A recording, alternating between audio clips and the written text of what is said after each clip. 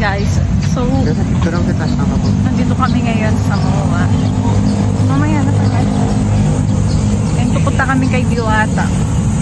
So nag-commute lang kami. So from dun sa place namin hanggang Buendia, then Buendia to MOA, then MOA pupunta na dun to Diwata. Yan.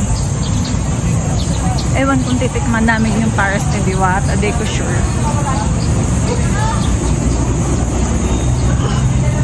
So yan guys,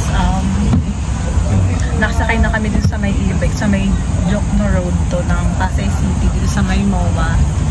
And ayun, update namin kayo kung anong lasa ng Pares ni Diwata, kung talagang namamansin si Diwata or hindi, kasi trending siya. Karing bye.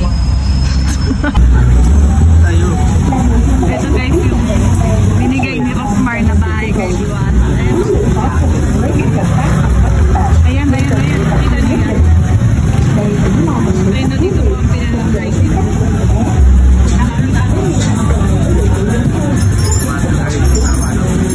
Dami na ang banong pila.